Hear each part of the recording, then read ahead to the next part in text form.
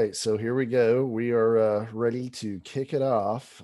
Curse of Strahd, the Iron Serpents play Curse of Strahd, session, I think 21. I think I accidentally called last session 19 when it was actually session 20, but part two of the story started in session 19. I don't know. I'm shitty at this. Yeah. There's a lot of sessions.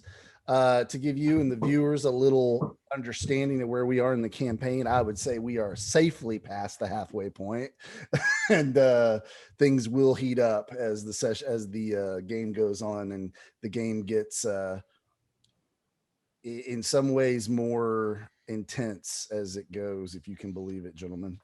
But I'm joined tonight by our awesome cast of players. We have my good friend Weezen playing Rhogar, the dragonborn paladin. How are you, sir? I'm very good, sir. How are you? Doing great.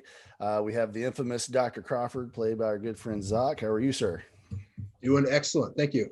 All right. And then, of course, our Canadian ally to the north, Dalinar, playing the sorcerer Distain. How are you doing, brother? Couldn't be better, Rocky.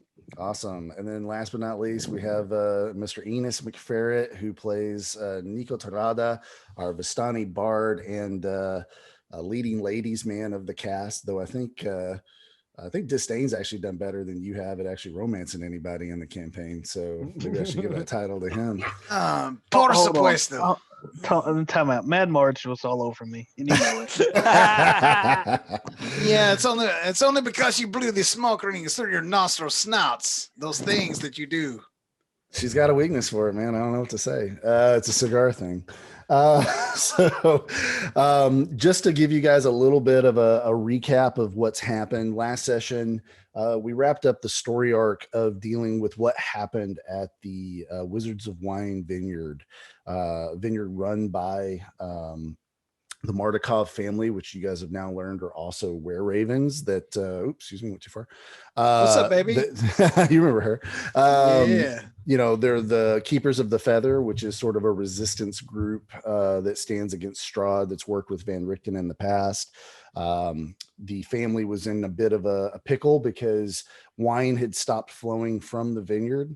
And you arrived and found out that that's because it had been attacked on two fronts. On the eastern front, it had been attacked by a group of demonic jack-o'-lantern type creatures, scarecrow type creatures. And then from the west, they had been attacked by a group of corrupted druids and their corrupted vine blights. And the Markovia family had sent most of their warriors against the sorry, my brain's booting up for this tonight. The scarecrow forces from the east, which apparently are from a hag named Baba Lagasa, who lives in the ruins of a village called Berez. And they took a magic gem from the vineyard that allowed grapes to grow, and not just grow, but actually grow very healthily and steadily in this cursed land. And then there was another gem that was taken by the forces of the druids, and you were sort of tasked by the family to go, find that gem that was taken. And you guys, after a little bit of debate and a conversation with Count Strahd, who unexpectedly appeared in their manor, decided to do so because Strahd actually was blessing this mission. He said, wine is one of the only pleasures my people have, and it's important that they have it. So help us restore wine to the land. And oh, by the way, if you want to show me that you really are not my enemy, go to Krezk and convince the abbot to officiate the wedding of me and the lady Irina. And so that threw you guys for a bit of a spin. And we headed out west, and you got to meet a dryad on the way who had been corrupted by the land, but she wasn't corrupted. She was just sort of degrading because of the corruption of the land. And she told you that the land had used to be very beautiful, and the druids used to actually serve the land, and they had over time been corrupted by whatever the curse of the land and the curse of Strahd is, and they now worship Strahd as being basically connected to the land. And she told you about a tree named Winter Splinter that used to be kind of a world tree type thing, to borrow a Warcraft analogy, but it had become corrupted as well. And they were trying to use the power of the gem they had stolen from the vineyard to awaken the tree and give it sentience and use it to do some bad stuff in the land. And you guys being the heroes you are, didn't want to let that happen. So you convinced her with some really good rolls, thanks to Nico. You convinced her to help you out. And she helped you out in a huge way. She actually, because of those rolls, was able to control the blights that would have assaulted you guys as you made your way to Yester Hill, where the druids were having their ceremony. And so that made what could have been a difficult trek up relatively easy. And then you got to the top of Yester Hill, and there was a wooden statue of Strahd, and it overlooked the land, and you could see to the east Castle Ravenloft. And then you pushed on and saw that there was supposed to be a human sacrifice, and you saw there was somebody wrapped up on the ground in bandages and stuff. And you also saw these druids and a barbarian that were standing around Winter Splinter, and the gem was in the bark, and they were working on their ceremony. They were getting to the point where all they needed was a human sacrifice to finish that ceremony.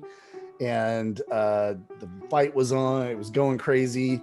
Dr. Crawford, you opened up the bandages of the person that was supposed to be the sacrifice, only to discover that it was none other than your old enemy, frenemy, whatever you want to call him, Yeah, Isaac from Vallaki, the guy with the demon arm.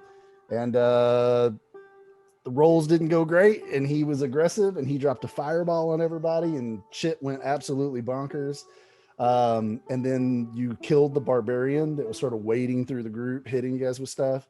And when he died, that completed the ceremony of sacrifice and awoke Winter Splinter. And you guys basically had 3 rounds to do something before Winter Splinter pulled out of the ground and became a very, very challenging boss battle on top of what you were already dealing with. And you managed to, with some, well, Dr. Crawford, you ran up and you were very brave. And you were very brave, and that didn't go well. You got knocked down. You were dying. I got And then mulched, Nico, yeah. you ran up and you were like trying to save Dr. Crawford. You're trying to get the gem. You had like 5 hit points. It was like nuts. We were all on the edge of our seats, but you managed to successfully pull the gem out of Winter Splinter, returning it to a normal tree. And then Distain, you had a bit of a flex moment on Isaac where you were like, hey, we just freed you. You know, you call yourself like a hero of Vallaki, and look at how you're acting. Like, do we really have to do this? And you basically gave him an out. You said, we can settle our differences later. And you rolled really high on your deception because you didn't really believe he was a hero or any of that crap. You were just trying to buy you guys time. And it worked. And he basically threw some fire up on his fingertips at you, and you threw some fire up on your fingertips at him, and had a little fire flex, and then he ran off into the woods. And then, and then after that, Elisa got Dr. Crawford on his feet with her healing magic, and you all ended up looking out over the land and saw that snow was coming down rather heavily. And that's where we ended the session. And so we're going to fast forward just a little bit with some little cinematic recap of what happened over the next day. And essentially, you traveled your way back from Yester Hill and came back to the Wizards of Wine Vineyard, where you were welcomed with open arms by the kids and, of course, Davian. And you were put up in rooms. You were given, food. And with that gem in hand, the old man, he just cried, and he had the 2 oldest boys that were there go bury it back where it's supposed to be. And to your surprise, the next morning you woke up, you guys poked your heads out the window, and you can actually see that the vines in the vineyard are starting to grow again. And you were successful in your mission. And so we can begin with the morning time, with you guys all waking up and coming downstairs, or if there's anything you feel like your character would have said or done between the end of last session and now, you can bring us up to speed on that. So we got a long rest. Yes. Amazing. Nice. And I Very, would have very good. Very good. I would have liked to take the chance to look at that Strahd's book there. Okay, let's do a roll on that. All right. Not even logged in.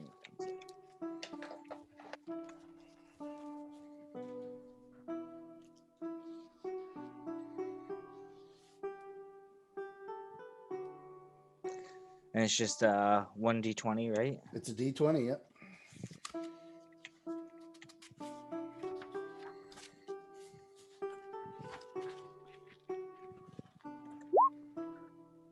Five. Wow, D&D's fun. So you know the place that you're going, like in Krezk there is the Abbey of St. Markovia. But to this point, you all really haven't heard much about who St. Markovia is. But with a 5, you actually, and I would show it to you so you know I'm not bullshitting you. It's actually the entry about St. Markovia. And what you read about Distain is that this is Strahd's account of a group of rebels that basically formed in Krezk around the leader of the abbey. This must have been hundreds of years ago. But the leader of the abbey was a woman named Markovia. And Markovia was a righteous follower of the Morning Lord. And the people loved her. And he complains about how in all the land they fear his power, they fear his rule. But in Krezk, they openly defy him. And yet he was afraid, literally afraid, to go to Krezk because he knew how powerful she was in her faith and what someone like her might be like to fight, right, in his undead state. Because he's no fool. He understands that a faith-based enemy could do great damage to him. Unlike a normal enemy, he might not have been as worried about. And so he details this entire rebellion of her gathering up a little miniature army, preaching about the evils of Strahd. And one day they assaulted Castle Ravenloft. And Strahd gloats about, despite the fervency of their faith, they forgot they were dealing with a master tactician who had had more than a century to prepare his castle for such an assault. And they were pretty much just completely wiped out when they attacked. But he talks about Markovia and how she managed to find him in the castle. And he doesn't give details, but he talks about a great battle, and he sort of has a begrudging respect for her actual martial skills in battle. And he talks about how much it hurt him when she hit him and her faith was infused in those hits. But then eventually he killed her, but he fears that the faith in her bones can harm him. And he doesn't know what that means. He refers to this cryptic conversation he had with a Vistani that told him to fear St. Markovia's bones. And thus he's glad that he's interned them underneath Castle Ravenloft. And that's what you get out of the 5.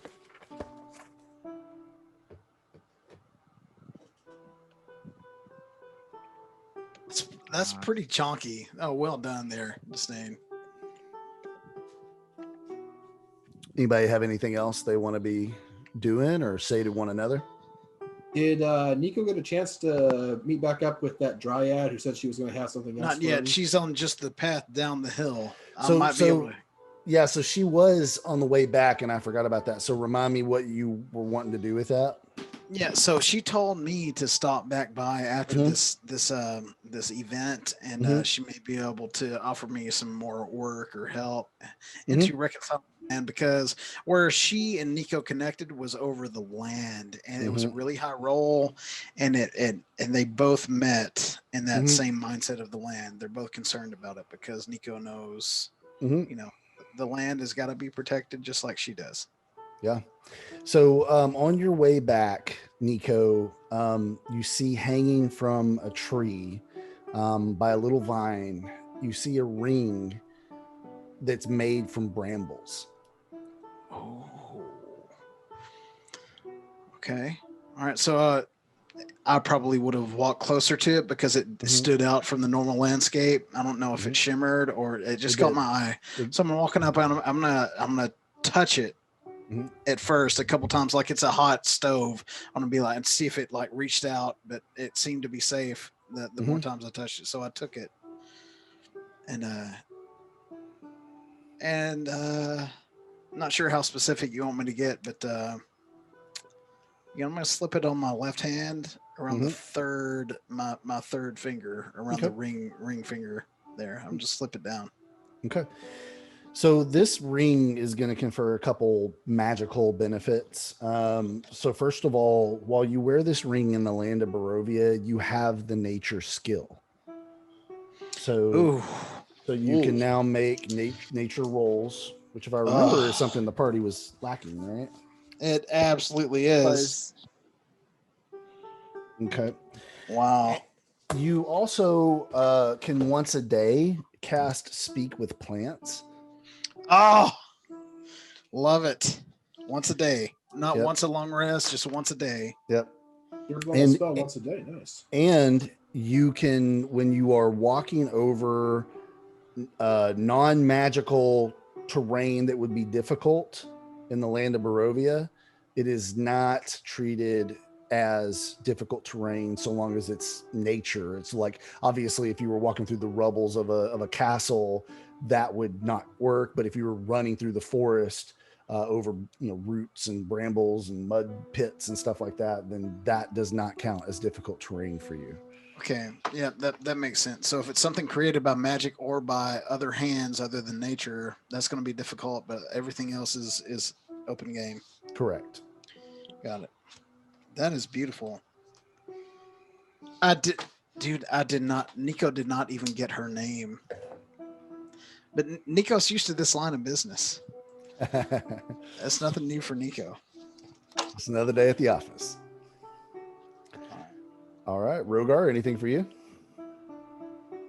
No, I'm just no, I'm good. Okay, and Dr. Crawford. I think Dr. Crawford would actually go down to, if she's available, have a word with Eliza. Sure.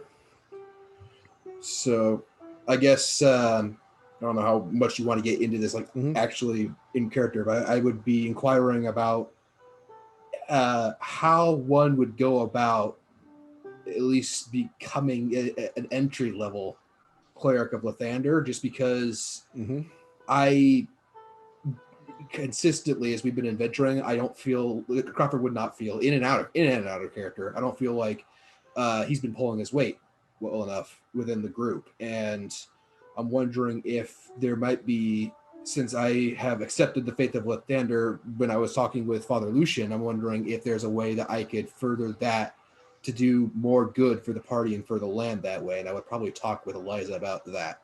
So Lysa tells you, that her experience becoming a cleric of Lathander, it was actually Father Lucian who kind of taught her the basic prayers, and that it's just a matter of faith. Like, if you really do want to open your heart and give your life to Lathander and serve him, you have to understand that your purpose then is to bring light into darkness, and that it goes beyond just doing the right thing or being good. You literally are all about going to where darkness is and bringing light to that place. And of course, there's a lot of other things associated with that, but she teaches you the prayer of accepting him and of basically dedicating your heart and your life to his service. And if you want to say that prayer and, basically multi-class into being a light cleric or a life cleric, then that's last time the one that we had talked about was knowledge. Are you still okay with that? Knowledge is great. Yeah, perfect. What better way to bring light to darkness than with knowledge? So. Yeah, knowing how to do it. So then I'm going to finalize it. Then I'll say the prayer and just explain to Lathander that he's already done fantastic by me already. He's helped me during some extremely dark times when I wasn't sure we were going to be able to get through. And if he's willing to keep doing that, I'm willing to keep trying to be a decent person and help out other people who are in those dark times, whether they end up returning that help or not, like with Isaac. So yeah, He's a real douche. yeah. You feel this great sense of acceptance in your heart when you finish those prayers, and your mind and your faith, it just opens up, man, and you feel this holy power enter you. And did you do that alone, or was Elisa there with you, or? I think I would have done that bit alone after she taught me Okay. the prayer. Just So up in yeah, my so room. you're in your room by yourself, and you just suddenly, like, you feel like these hot tears on your face when you're done. Mhm. And you feel this power in you you've never had before, and this sense of like purpose and a mission, you know. Right. Well, there we go. So mechanically, what does that translate to? I get expertise in the nature skill and Mhm. the what's it called, religion skill. I get 2 languages I didn't have before, which are celestial and infernal. 1, my own faith, and 2, knowing the shenanigans of other faiths. At this point, I believe I have the written languages known for every single alphabet in the game, except for maybe Druidic. I don't know if they have one or not, but whatever. And I have the ability to cast a few basic first level spells, such as Detect Magic, which our party doesn't have, and now it does. So, Awesome. like, I remember Nico was having trouble trying to figure out what to cast a spell magic on. I might be able to help with that now. So, Okay. So yeah, so that's where we are. You are a cleric of you're a knowledge cleric of Lathander, as well as being a bit of an archaeologist. So I think that fits great. So you guys wake up in the morning, and again, they've got a decent breakfast prepared. The kids are running around playing. You got Davian, get to your chores now that the vines are growing. You know what to do. And he's like, sort of barking at them like an old man would to his grandkids. And you're running out to do the chores, and but you don't see Elisa, and you do see Davian in the den, and he basically asked to speak with the party before you do whatever you're going to do next. Anybody got a problem with that? Not at all. from it. Nico is just shoving these great biscuits in his mouth just as fast as he can. I again want to thank you. I thank you for what you've done for my family. You are good men to a one. Praise the morning Lord for bringing you to us. He goes, I promised you that you would receive the aid of my family in your endeavors, and I am a man of my word. The keepers of the feather, we will help you in any way we can. Because I want to start by, you had mentioned something about Krezk. If that is where you're going, then I would like you to take several barrels of wine to the city. They have gone almost 2 months without delivery, and that is not a good thing for many reasons. And they will welcome you as heroes if you bring the wine, whereas if you do not bring something good for the town, Dimitri, the burgomaster, he is not trusting of outsiders. And I think you would have had a difficult time getting into the city without something like this. Which is the DM telling you that you would have had a much more difficult time getting into Krezk. but he shows you that outside there's a horse and buggy set up, and there's several barrels of wine in the back of this cubby. He says, he goes, it won't take too long for us to make more. We're getting quite low in our stores. The druids smashed several barrels, but I had some hidden, and this will help you in the next leg of your journey. Is there anything else that I can do for you at this time? May I have a feather? A feather? Yes. He goes, go check any of the bedrooms. I'm sure there's one laying around. Looking for material component? No, I was just more going What like keepsake? Gwendolyn, like Gimli. Oh, nice. He's working on his etiche. Nice. Yeah. I'll actually ask Davian. Davian, considering everything that happened over in Vistani, is your family still on good enough terms with that city to where you'd be able to do business there? Well, that's the nice thing about being the wine provider in Barovia. He goes, even the most difficult of people tend to respect my family and what we do. He goes, I have no doubts that when we show up with another shipment of wine, they will welcome us with open arms, regardless of who runs the place. I hope to hear something soon. I sent Elisa to check on Vistani and her family.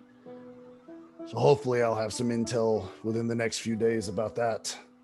Ah, I see. That's good then. Yeah, it's our party. When we left Vistani, it was kind of an ordeal. I don't know if we'd be welcome under the new government there or not. So if we may end up having to talk with you about getting anything done in that city without, just because if we go there ourselves, there's going to be violence, and I don't want to get innocent people involved who don't know any better. I'm sure there's a ton of guardsmen who would try to arrest us or attack us just because they think we're evil people. So, well, it sounds like you had a bit of an adventure in Vistani, huh? Yeah. Well, I'm sure everything will be fine, though. Thank you, Davian. Of course, I'll have words sent to you if you go to Krezk and don't return quickly. I will send word to you. But what is your intentions? Will you go to Krezk, and then after that, what? I look to the party. Do you think we have time to deal with the hag? That would be optimal to get this last crystal back. That would be really good if we could do that. I just don't know how much time we have. Right. Yeah. I think we need to go to Krezk first and figure that out. I did tell Zach before the session started, I will make sure that you guys have a heads up about the blood moon. So I'm not just going to spring it on you. All right. Nico, being a natural lunatic, he can also sense these things because Nico is a lunatic in every sense of the word. His entire life cycle revolves around that. So Nico's nervous. It's soon, but Nico votes to go to Krezk. Yeah, Krezk, I think first. Okay. I agree with Krezk. And Nico, if I was the DM, I would have given you inspiration for knowing what lunatic actually means. Yes. Nico is all about that moon cycle, man. Nice. Right, that does deserve an inspiration. Inspiration for you, Nico Torrado. Oh, shit. That is okay. All right. Very good. I'm not unreasonable. I'm not unreasonable. Yeah, but I am a lunatic, and that is good and bad for the party. that is very. I've proven it many times. All right, so yeah, Davian. I'm gonna address Davian. Is there anything that you can teach me about the way that your were ravens get around in the cities that could perhaps evade city guards and things? Because being Vistani, they love to buy our things, but they don't want to let us in their cities all the time. Is there anything you can teach me, or any words of wisdom to avoid these things, perhaps? Well, lad, you might be asking the wrong man. It's my son who is all about the city life. It's part of why we don't get along very well anymore, though. After what happened to his dear wife, I should make an effort to repair that relationship. Yes. I would ask Elisa before I would tell you in my younger days, my greatest camouflage was simply trying to blend in, not doing anything that seemed out of the ordinary. I cannot say this for certain. I've only known you a short time, but you do not seem the type that would be able to follow that advice if you wanted to. This is correct, and just if nothing can be gained from this conversation, just know that you did a really good job raising this man. He is a really good man. Erwin has my utmost respect. He has taken care of us every step of the way when he was able to. He welcomed us in with open arms, and that kind of kindness is very rare in these lands that I've seen. So you did a really good job. Let's do a persuasion, and let's try to beat a 16. Okay. All right.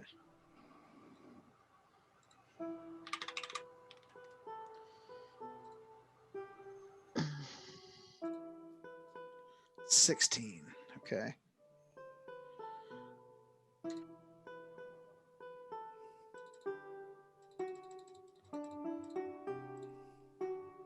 You got this. No, that's a critical failure, dude. Ooh. Yeah, I'm gonna inspire that. I'm gonna roll it again. All right. There we go. Okay. For a split second, it looked like he was about to say, mind your own damn business or something like that. And then he went, wait a minute, let me think on your words. And Davian, he you know what, man, he does. He kind of looks at you and says, well, your words are wise. Perhaps I have been too hard on my boy. But the idiot lost one of the 3 gems.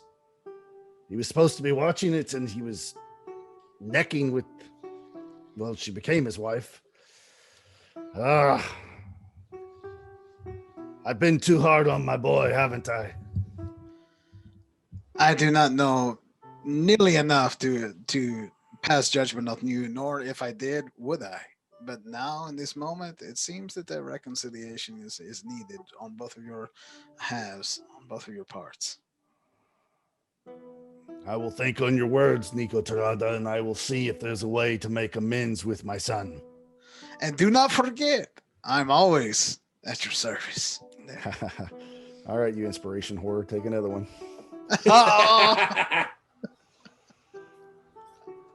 That's fun. That's good. I'm having a good time. Yeah. Need Is a there anything catchphrase. else that I can do for you before you're on your way, lads? No, I would just ask, how can we get in contact with them as we travel? Well, if you talk to any ravens you see, they'll get the word back to us. Beautiful. And I'll try to keep some on you from a distance. Just above the table, like if we see a raven, we can talk at it, Rocky. That's what he's telling you. Damn, that is OP, man. Ravens are biz right now, dude. Okay. This animal.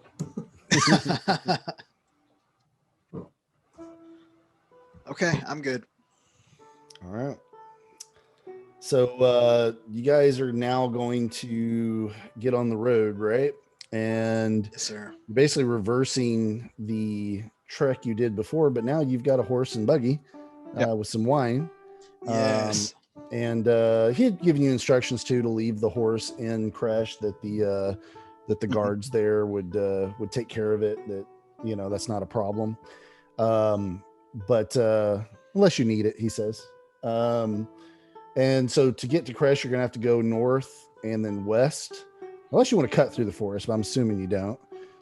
Now I'm gonna. That's a hard no there. Okay. Yep.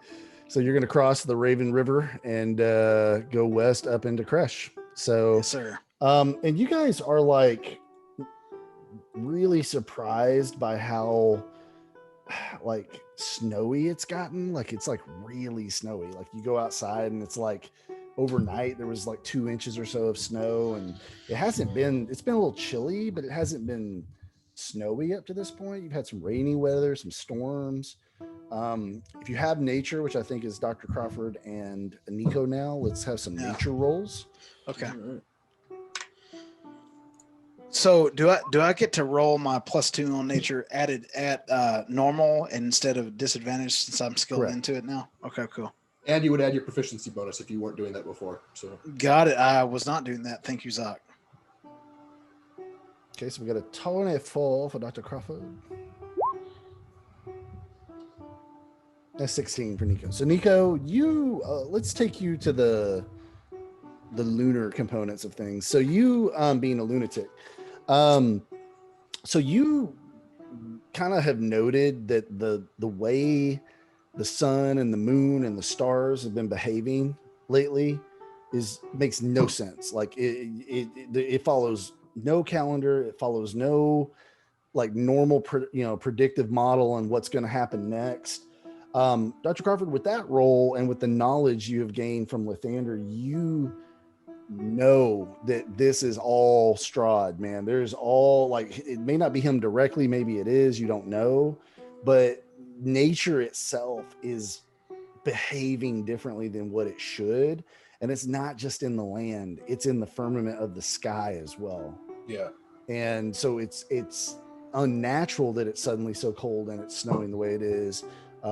But it certainly is happening, and it's coming down pretty heavy.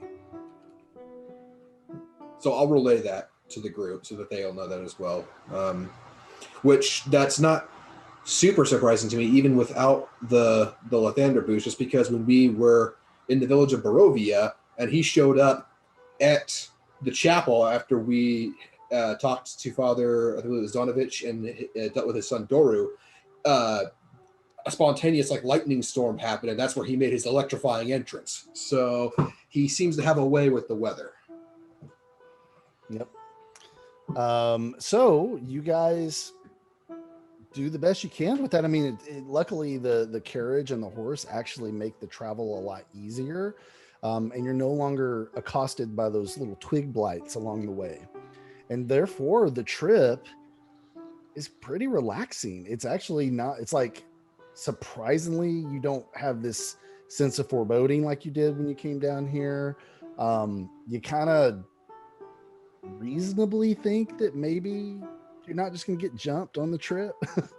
but you can make the trip in about a day, and you guys, unless you want to camp, you can push yourselves and get to Krezk by night if you want. I'd say we do that. Rocky, also above the table, how many rings can I wear at once? Because I do have a ring of warmth. I do the 2-ring rule, which is a classic leftover rule from second edition. So each hand sense. can have a ring on it. Okay. Yeah. So I'm not sure if you had me equipped with a ring of warmth, but I've got it on my right ring finger. Great. So yeah, for you, man, the cold doesn't bother you at all. You're fine. Sounds good. And Rhogar, you're not really bothered by it either. You got fire in your blood, you know. But Dr. Crawford, you and Distain. Well, Distain, I guess you got fire in your blood too. I mean, Crawford, So you're it's just Dr. Crawford. Dr. Crawford, you're like, oh man. Do I need to make any sort of extreme cold weather checks? No, it's not. It's not extreme. Yeah, it's not that bad. It's not Icewind Dale. Okay. Yeah, it's uncomfortable, but it isn't like freezing. So, I start just putting little like fingertips of fire all over Dr. Crawford's face, like always massaging it. Yeah, very good. Not uncomfortable with that at all, right, Dr. Crawford? Don't touch me. Honestly, if it's that cold, okay.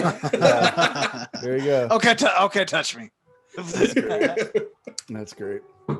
So you guys push on through the day, and you know, just as your horse is starting to kind of maybe show some signs of tired, you guys see in the far distance this heavily forested area, and you see a sizable wall at the base of this hill, and then kind of up above the wall and what looks to be some type of village, you see this old but impressive abbey that's just sitting up in the top of this, and you can see this bell tower at the top of it, and even in the far distance you hear the bell chime, but it's not like loud where you guys are. You're far enough away, it's kind of a distant ring.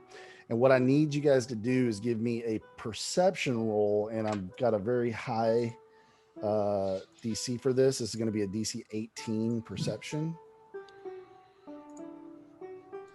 because of the distance. Oh my Wow. God. Was that an nat 20? Yep. Wow. Anybody else? Yeah, I don't have it, but yeah, we got a 20. So Okay. So Dr. Crawford, you alone of the group, you kind of like, you know, everybody's like, oh, you know, oh, did you hear that bell? Yeah, yeah. And then you're like, wait, be quiet. And you hear after the bell what you think, and you're far enough away. It's so hard to be certain. But with that nat 20, you hear a distinctive cacophony of howls and screams from the Abbey. But when the bell stops ringing, those noises stop as well. Yeah, definitely relaying that to the group. Okay. cacophony of howls and screams. Did they sound human? Did they sound animalistic? What are we looking at? Give me a nature roll. Speed is 16. Dang. Nope. Could I have helped him with that? I'm sorry. Could I You have didn't helped hear him? the sounds. If you did, I would have That's- said yeah. Okay, cool. So you think they're animals? It sounded like animals, Okay. like a wolf That's- howling and maybe a cat roaring and that kind of stuff. What in the... Okay. Gentlemen, we should probably get there before nightfall. Whatever's going on there, I'd like to make sure that we found some place to stay. The before. picture's not doing it justice. It's actually pretty much nightfall now, but you're only probably within 20 minutes of getting to the gates. We should find shelter, and soon. So let's go. Let's get to an end. Okay. So you got, with a little bit of urgency, kind of giddy up that horse, and the horse it pulls you, and let's switch the ambiance up and see how good this is. That's not a cut. Oh, well, That was the bell. That was the bell. That was the toll, bell. But I already did that, so I'm not going to keep playing it. man. Okay. Okay. So, all right. So let's get to the gate. So you guys get to the gate, and I wanted to kind of show you how the city's laid out, just so from a map perspective, because I got some pictures and stuff, but I wanted you to just sort of visually be able to see what I'm looking at. And so as you can see, there's the Abbey up on the top of the hill, and then there's this walled village that's got a lot of forest behind it as well. And then as you approach, this is what that front gate sort of looks like. Okay. Yeah. And that gate, that's the one that's at the southern entrance at the wall Yeah. there? Yeah. So Okay. this is where you guys are approaching from right here. Uh-huh. And then that's the gate when you guys get up Okay. there. So here you guys come up the road, up the little hill. And then this is a really tall hill. Like this thing's actually really high above the village. And kind of coming back to that picture. So does that kind of give you the mental Oh image? yeah, it absolutely Okay. does. So you guys get to the gatehouse, and there is a lone guard at the gate, and he's wearing furs and stuff, and there's snow on the ground. The snow is getting several inches high at this point. It's getting really cold, at least to you, Dr. Crawford. Everybody else is still feeling pretty warm, though. Distain, you and Rhogar are actually starting to feel it a little bit too. And you guys get to this guard, and he sees you coming. And give me a perception roll on this guard. Let's make it low. It's like a 14. Okay.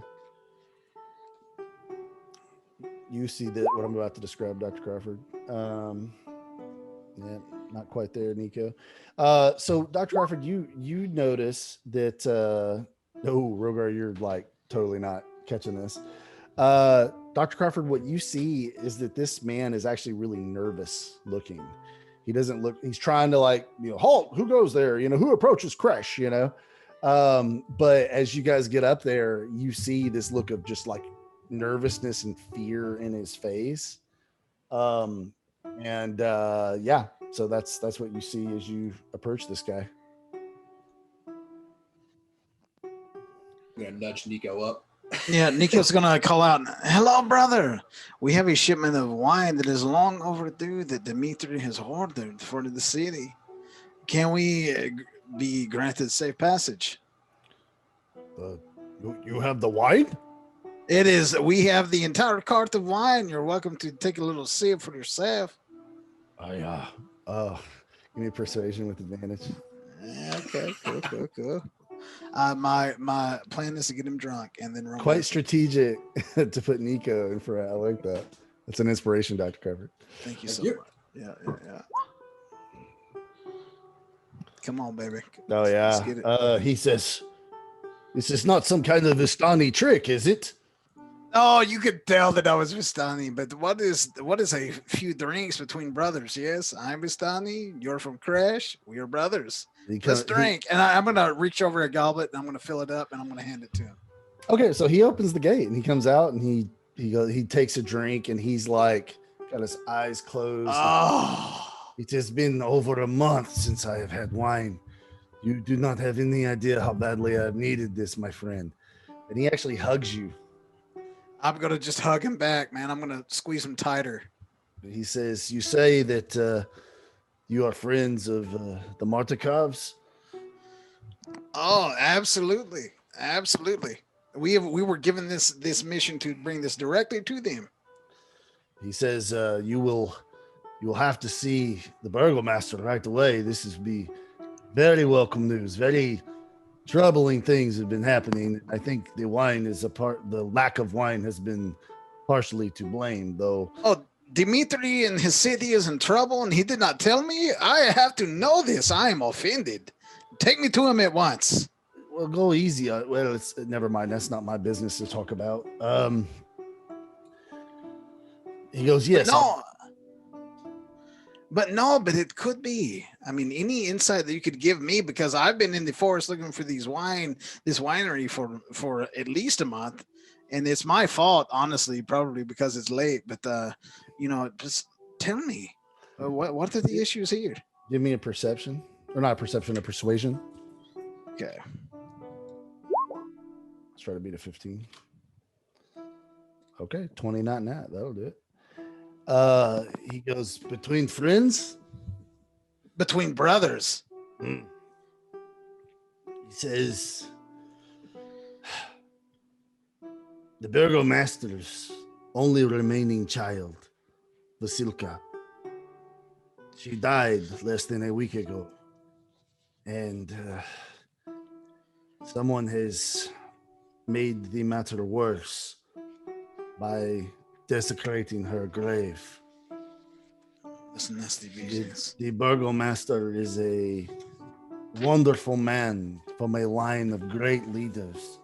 Love him in Krezk, but he has been tested so hard by this. His beautiful wife, she has the most beautiful hazel eyes that look like sunbursts, and so did her daughter. But she has been able to stop crying. She has not left their home for days. And the burgomaster tries to go about town keeping us cheered up because of our problems without the wine. But I know him. He is hurting inside. So please, what did you say your name was? I am Nico Tirana, and I'm also at your service. Thank you, Lord Nico. Please be easy on the burgomaster. He is under great pressure. But I am Silas, by the way, and I will tell him you are good men.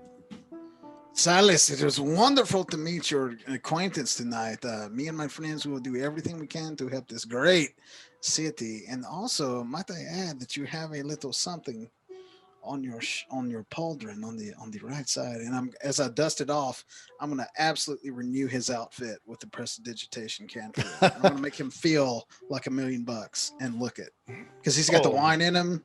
He sees it. Yeah. Oh my God, this is wonderful. My wife, she's never been able to get these clothes so clean. She is going to be so happy. I will not smell like a pig anymore. This is wonderful. Because I'm so happy. He goes, your friends, they will behave themselves here. We normally do not let outsiders in. Oh, these are not outsiders. These are friends of Krezk. Let us go. You are doing a wonderful job. He says, friends of Krezk are not friends of Strahd. I want to be clear about that. Not at all. Okay. The burgomaster, he will tell you, Krezk does not bow to Strahd. We send him his taxes, so he leaves us alone, but he knows not to come into our city or send his villains here. Obviously, this city is so well built. How could he assault this position? This is so well. You know when you say that too, Nico, you actually kind of look around a little bit, and that's actually it's actually way better defended than Vallaki. Wow, you got kind of a mountain kind of thing behind it. Sure, you've got a very well built wall. You've got that abbey, which looks like a pretty impressive structure. And then the town itself is interesting because it's a lot of forest. It's literally like a forest. The book literally describes it as a village in a forest because there's so many trees. You actually see livestock in people's yards that's been, pinned off, pigs and sheep and all kinds of stuff, cows even. As he leads you through town to where he says the burgomaster will meet you, You notice there's not really shops. It's more like an agrarian society. It looks like they really just grow their own food and harvest their own meat and stay pretty much to themselves. And it occurs to you that though you were maybe paying him a little bit of a compliment just to keep him in good graces to you, you actually said something very accurate. This is not a kind of place that would be a pushover to take from a military standpoint. So, Do we see Castle Ravenloft? From here you can, but you imagine if you got up to where maybe the Abbey was, you might be able to see it from that elevation. What you can see from here, Distain, you can see the wall of mist to the west in some parts. So, or that close to, like I showed you earlier, you're so close to the border here that you actually can see the mist from where you are. So, Okay. Hey, Silas, out of curiosity, after we've introduced ourselves to the Burgermaster, do you have any inns that you would recommend that we stay at for the night? he says we here in Krezk do not have an inn per se. We do have a house that all of us in the community keep up for guests and the occasional merchants that we do let stay here. It is connected to the Burgomaster's manor, so my intent was to take you there, and I figured he would just meet you inside. That sounds tremendously convenient. He goes, follow me. And Fine. he leads you through town. And again, you see all that stuff I described with the animals and the gardens. You occasionally see somebody looking out of a window at all of you.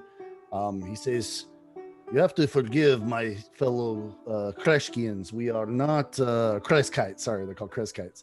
The Krezkites are not a very trusting people. We have survived in this land by remaining behind our walls and keeping to our own business. He goes, but an outsider's like you, the dragon man, the blue skinned devil man, this is a sight some people have only heard stories of.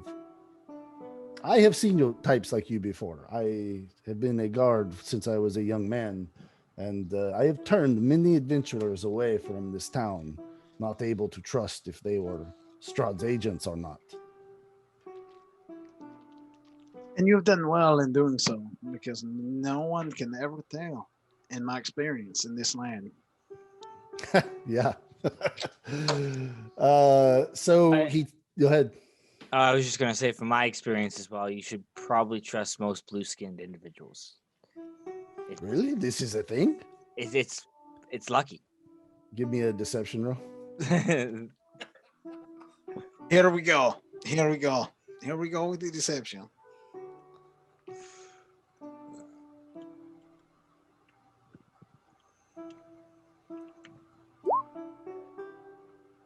$19. Yeah, so he goes, I did not know this thing. This is a good thing to know. You should tell lots of people. He goes, may I have a lock of your hair so your luck will pass? Me and my wife are trying to have a baby. Of course. Of course. If I put it on the pillow, maybe it is what we will need. You put it under the pillow. That's thank you. Okay, under the pillow. I will do so. I take the dill digger I have out, give him a chunk of hair, and this is a wonderful thing. Thank you, my friend. The DM grants you an inspiration. At the very least, that should happen. That was just He goes, can I answer any questions for you about our village before you meet our burgomaster? Actually, Silas, my brother, I had just one. I heard a bell toll, but I couldn't hear anything past that. When the bell tolls, is this a normal thing? And I'm just kind of nudging Dr. Crawford because he did hear the howls and stuff. I'm just going to give him 2 right elbows right into the ribs. If you guys have insight, rolling, let's do perception. So I want a perception and an insight roll. If you have both, you can roll both. Got it. Okay. Perception and insight. Let's start with perception. Who's got? So we got. I've got Dr. Crawford and Nico. So yeah. Come on. Okay. Yeah, it sucks. You're rolling bad tonight, bud. Except your persuasion was good.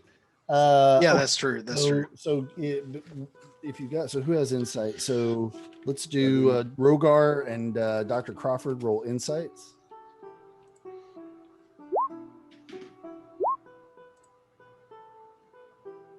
Ah, So, Feet. okay, so here's what we get. Because Dr. Crawford, you do notice when he asks about the bell, there's this like uncomfortable look on Silas's face. It's hard to make out what that look might have been. It might have just been that he was surprised at being asked about it, or like the change in topic was so sudden. It's like, whoa, why are we talking about this all of a sudden? But there was certainly a moment of like, what's going on here, you know, or something else. You don't know. But he goes, you know, like all villages who have a church, we have a bell. The abbot, the good abbot, he rings the bell sometimes. It is, you know, it is a random wind, but it is okay. It is a fine bell. I've heard it since I was a child.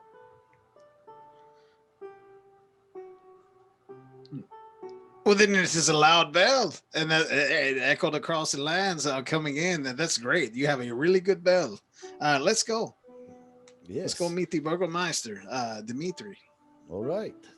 So he takes you, you know, a few more blocks, and you guys find yourselves in front of a cottage type structure that looks, you know, pretty well maintained. And he says, "I apologize, we're not ready for guests, but please come inside. I will get some of the lamps lit, and I will go fetch the Burgomaster for you." He said, "My friend, before I do that, though, would you mind if I had one more little drink of the wine? I could perhaps fill up my skin with it." I'll have a drink with you. Oh, wonderful. And he literally squeezes all the water out of his skin, and then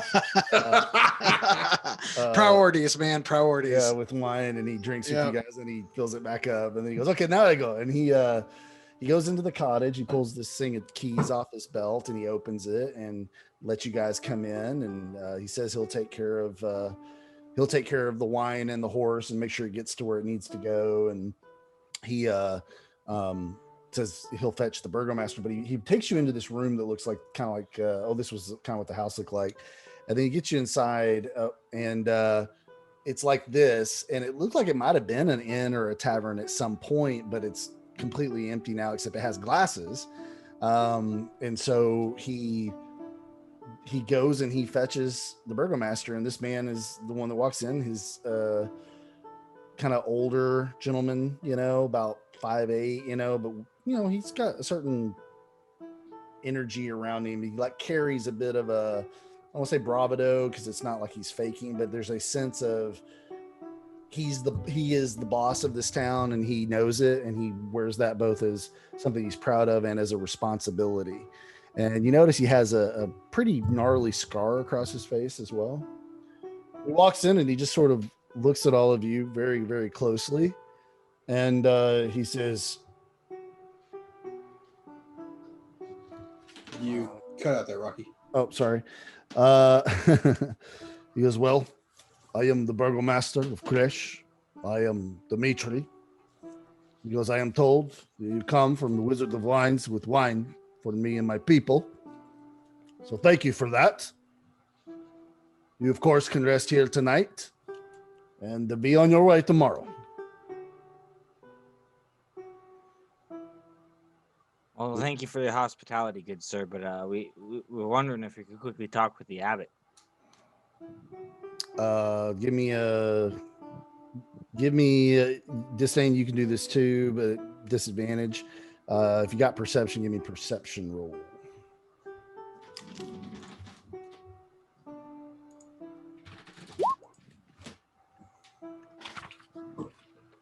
Okay. And this is all party members giving you a perception roll? You have a perception. You Okay. can Got it. Okay, cool. Nat Doing one. Okay.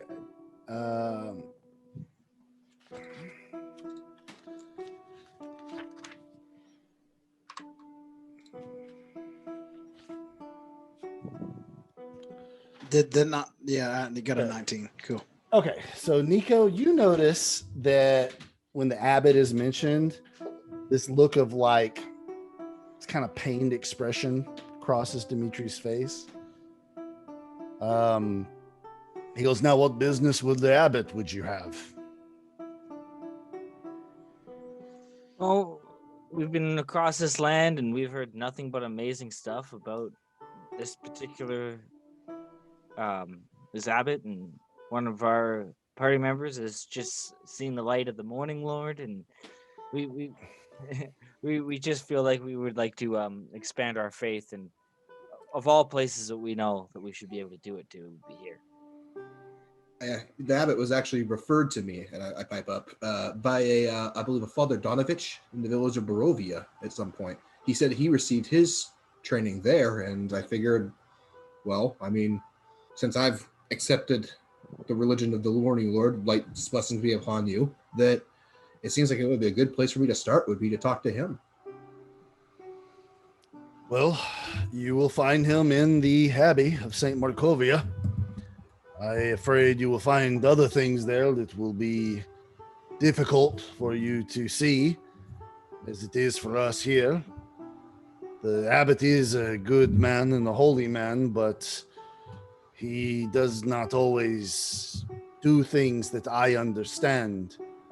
And much has happened in the past 20 years since your father Donovich was here. I do not want to say more. It is not really the type of thing we like to talk about, but you have done a good thing for my village, so I will tell you. They're a family of sorts. Used to live in our village. They have taken residence in the Abbey, and this family is afflicted. And I believe the abbot has attempted to help them, but I am not sure that his help has made things better for them. Sometimes when dealing with somebody's ailments, they end up taking the worst of us. I also want to apologize, Burgermeister. We came in here giving you your shipment, but there's something that I would have liked to do before. And I reach over and I see that there's a few, I'm assuming there's cups around and stuff like that. Yep.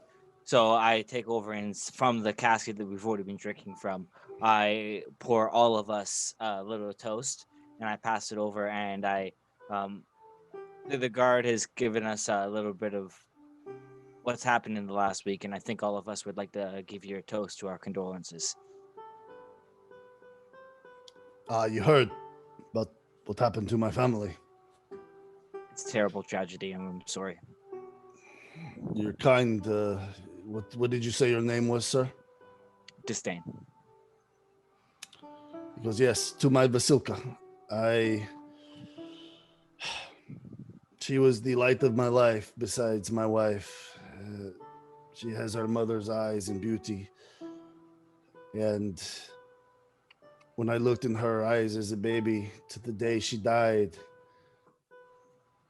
it reminded me of my beautiful wife. And she was the last surviving child. We had 4. And I had hoped the Krezk line would continue, but it seems that it shall not be so. I am most appreciative of this kind gesture, and he sort of clinks glasses with you guys. Vasilka. He says, how would I reconcile this? Give me a... Give me an investigation, Distain. All right. I know you're not investigating, but I just want to see if your words open him up a little more.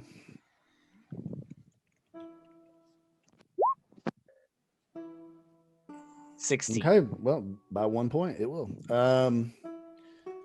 He says, I know you have other things to do. You seem like men of purpose. I shudder to think what your business with the abbot might be. I know what adventurers do when they come to Barovia. They either serve Strahd, or they are foolish enough to battle him. You are not the first group I have seen, but I usually have people like you turned away. I will say, though, you seem very kind, and if Martikov has sent you, he is one of the only men in this land I trust. So I would say to you this. If you can, help me discover who desecrated my dear daughter's grave. 2 nights ago, someone, and he starts like crying, someone dug up her remains and took her from me. And I have no idea who or why. Nico's gonna nudge through the party right here. He's been kind of sitting at the back, sipping his wine the whole time, taking it in. Nico's gonna say, I see you carry a scar on your face, sir. But what you've just told us, our scar is much deeper. I too have my scars. I'm gonna thrush up my shirt and spin around on my heels and show him my back where I got whipped in Valaki. My God, man. Until everyone in this land starts giving a shit about the things going on, these scars will continue to form and grow larger. We're here to help you. Tell us, where do you think these bones went? Tell us any information we have. We are at your service. I shudder to think what might have happened. But it is not the first body that has disappeared from graves in recent months. I truly do not know who would do such a thing. We do not have criminals here in Krezk. The family that takes residence with the Abbot, I have not seen really any of them in several years, though we hear strange things from the Abbey. If anything untoward was happening, it would be coming from there. But I have sent word to the Abbot, and he has said to me, everything is fine, and there's nothing to worry about. But you have reason to question what is going on in this holy place on the mountain, yes? I am not an overly religious man, but I have gone to the shrine of the White Sun in the town square many times, a place touched by the Morning Lord, whose waters are sweet and uncorrupted. And I have prayed for hours for guidance, but I have heard nothing, and I do not know. I do not feel it is my place as a follower of the Morning Lord to question the Abbot, but as the burgomaster of Krezk, strange happenings occur there. But the Abbot is a powerful man. I have not seen him in well over 2 years since he has come down to the village. But you will know when you meet him that there is something different about him. My great-grandfather is the one who granted him the rights to take over the Abbey. And he has been there ever since, and yet he looks like he has not aged a day. There are some villagers that say that the Abbot is Count Strahd in disguise, but a certain holiness comes from the man, and I cannot believe that he is Count Strahd. But something else is going on. I do not know what. Your information is invaluable. You are an astute observer of the town, and you are in the perfect position to rule this land. Furthermore, I would like to say your front guard, Silas, he has done an amazing job in ordering away those who do not belong here. If it's not too much to ask, sir, just make sure that he and his family is taken care of. His uniform was not looking too good. Silas is a good man. He is looking out for the very best. And again, he is at the very front of your town. So if you could do me a favor, and I know you don't owe me anything, just please make sure that he is looked after. He is a good man. Of course. That is kind of you to give him such a compliment. He goes, what is your name? I am Nico Tirada, and me and my friends are at your service. We will go at once to the Abbey. And I'm just going to scan around and look at my party, and I'm looking for nods. I would not approach the Abbey at night. It would be better for you to go during the day. Sometimes my passion and fervor gets the best of me. And again, you have proven yourself much wiser than I have. And I will heed those words. So in the morning, perhaps we will not be pushed outside of the village, and we could continue further into the town towards the Abbey. Yes. You, so long as you do nothing untoward to the citizens or property, you are welcome to stay here as my guest. And if you find anything out, please let me know. It is important. Absolutely. Where is your daughter buried? Behind this building. Right behind It is where our family graveyard is. This guest house is connected to my manor. Okay. Yeah, we'll definitely look into it because we can't have this kind of stuff happening to children around this place. So. And she had just turned 18. She was the most beautiful girl, but there have been some graves of children that have been disturbed as well. Burgermeister, before we turn in for the evening and get a good rest, would you be willing to show us the grave if it's that close to here? I would like to get a good look if I'm going to be asking the Abbot questions tomorrow about this. Yes, of course. Follow me. And he takes you guys out behind the building. Of course, snow has kind of really come down, so you do see gravestones, but they're all covered with snow. You do see a grave site that it's actually like it's been emptied, and there's like a shovel in it, and now it's a pile of snow and a shovel and sort of a pit. But there is an empty coffin in there, and the gravestone says Basilica, the sun is in your eyes. Is like the engraving. Okay. And he said he's actually crying as he gets up there. He goes, whoever took the body tried to refill the hole in, but it was obviously disturbed, and I had it dug up only to find she had been taken. I'm going to test something out here. I'm going to try to do the light cantrip that I have now from being a cleric. And once I activate that, if it does successfully, I would like to investigate the grave without causing any problems or disturbing anything. But I want to see if there's anything that I can see that looks the criminal may have left behind that would offer some sort of clue as to what happened. Okay, so I'm going to have you, that cantrip works. Light fills the area. That's the first magic Dr. Crawford has ever performed. yeah. And it's well done, man. And it's like this. It's like you just knew if you just opened yourself to it, the magic would flow through you.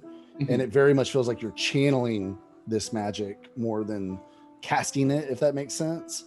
Right. But it does. It comes out and there's light and everybody's like, whoa, Dr. Crawford, that's cool.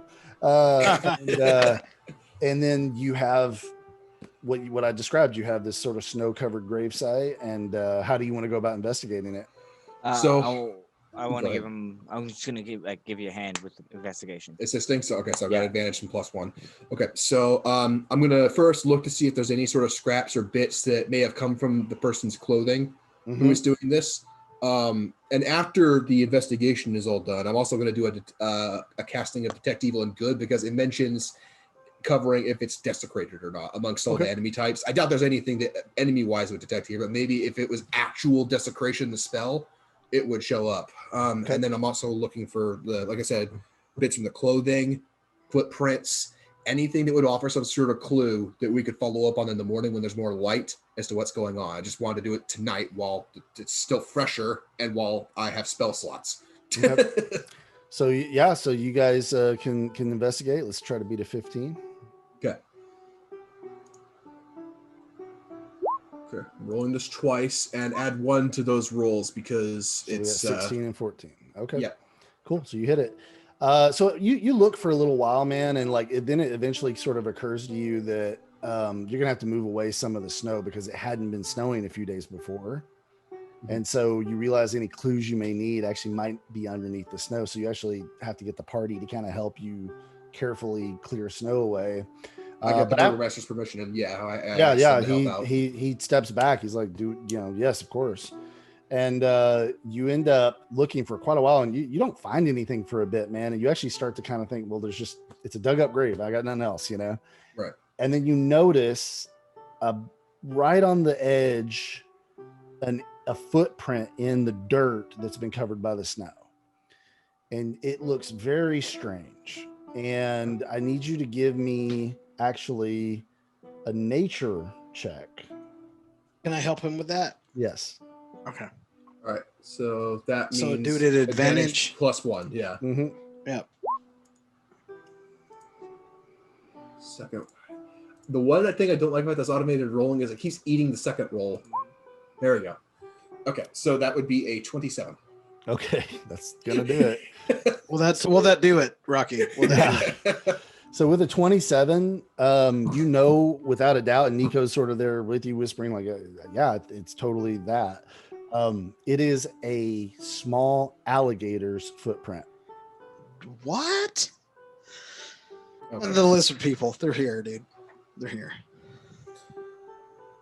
Okay, so, all right, don't meta. I'm like, kobolds, lizard folk, what the hell? Okay. Rhogar, distant relative of yours? Wow, dude. Wow. My babies. Uh, So, all right, so we're gonna get a long rest. I feel like a second. So I'm kind of like Crawford. I want to do a divine sense and see if there's anything around us. Yeah. So you do a divine sense and you do a detect good and evil, and you don't detect any good or evil per se, and you don't detect any undead or. So it was only desecrated in the mundane sense, not the magical sense. Correct. Okay. As far as your magic can reveal. Yep. Yeah, because mine does consecrated, desecrated, etc. So. Yep. Y'all got so nothing? so it went in and got physically dug out, yes, and taken. Okay. Small crocodile. Okay. Yeah, I mentioned that to the burgomaster, and I asked, "Have you had any sort of difficulties in this city with reptilians in the past?" Besides, I mean, I show him the footprint, and I'm like, and I'm gonna do like a weird nod at Crawford. I was like, what are you talking about, man? I mean, besides, obviously smaller footprints than my friend Rhogar here, but yes, perhaps a Cuban rhombus.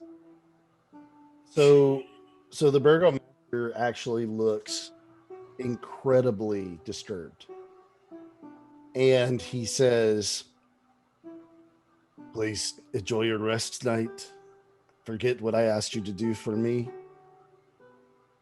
Be on your way tomorrow. Have a good night." And he just like turns around and just stomps back into the house.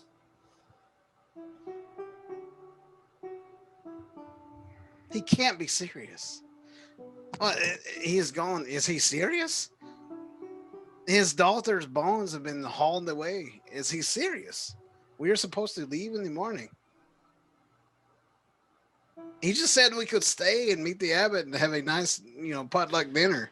You didn't get the sense that he's going to run you out with like pitchforks or anything, but it was almost in the sense of like, hey, you guys should probably just leave. Like, don't.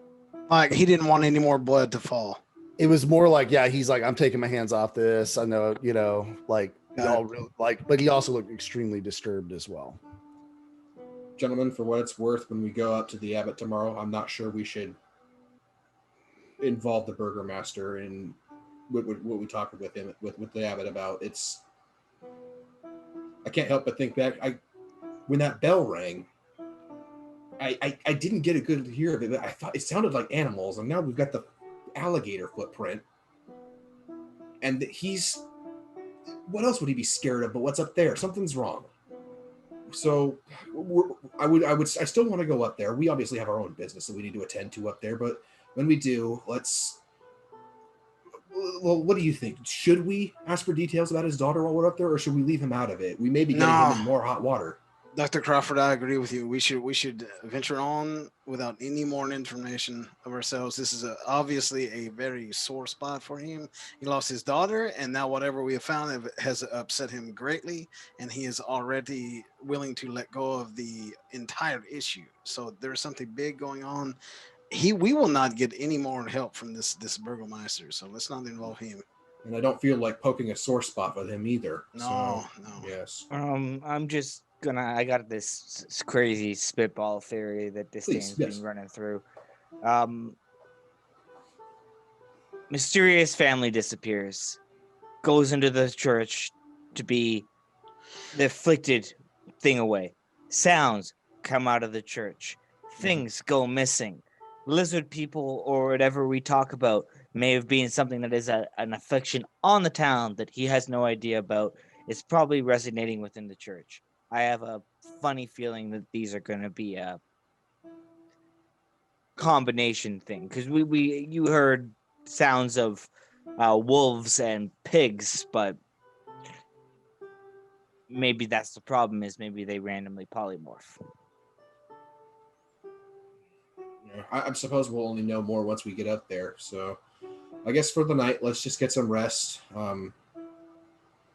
We'll thank the burgomaster, I guess, in the morning then, and let him know that we won't involve him in whatever discussions we have with the abbot then if he doesn't want us to. So I have heard tales that reptilian species have been here for far longer than actually species like you and I, Dr. Crawford. Would you believe it? Let's have a good night. So you guys settle into your rooms for the night. The beds are actually extremely comfortable. While you guys were outside with him, someone must have brought bread and fruit into the main room. So there's a little bit of food to eat, a little bit of wine to drink. And you guys managed to, get to bed, and you're all sleeping soundly or whatever. Maybe you got things on your mind, but you just watch the snow come down. It's actually rather peaceful. But Rhogar, you actually wake up to what you think is scratching at the window, and you are sort of in that fugue state of coming out of sleep. Is it a dream? Is it not a dream? But you sort of have this thought that I should open my eyes. And when you open your eyes for a split second, you think you see something on the other side of the window looking at you while you sleep. And then you blink your eyes and it's gone. And you go and look out over the window and you don't see anything but snow. And that's where we'll take a bio break for. Yeah, so Nico's just going to go ahead and just take his Vistani racial. He's going into the mist right now. Y'all, good luck. It's been fun playing with y'all. It's been great. It's been awesome. Truly one of a kind of experience. Love it. All right, we'll be back in a few minutes. Sounds good. All right, so let's go to the next morning. You guys wake up and you're all down there, and Rhogar, you kind of come down like, I don't know what you're thinking or whatever, but it's kind of just you guys in the room right now, so I'm not going to DM it. That's all on you guys.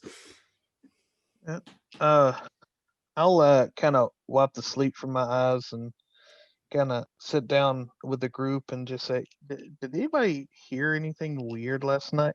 Dude, this dryad from the forest earlier, she came to me last night. I had the best dream ever. In fact, I feel like a new man. These pipes, they're clean. All right, now you go. I don't even. I love those hippie chicks, man. Are you sure you didn't just break her? Did you prestidigitate the sheets afterwards for him? Oh God! I've created monsters. I'm just gonna basically relay what I thought I saw as some kind of creepy, tiny monster-looking guy. All right, seriously up. Okay. All right. Just completely ignoring all the nonsense that Nico said. Don't bring that up when I'm trying to serious back up. Just completely ignoring all the nonsense as I typically do. No, I love her. I love her.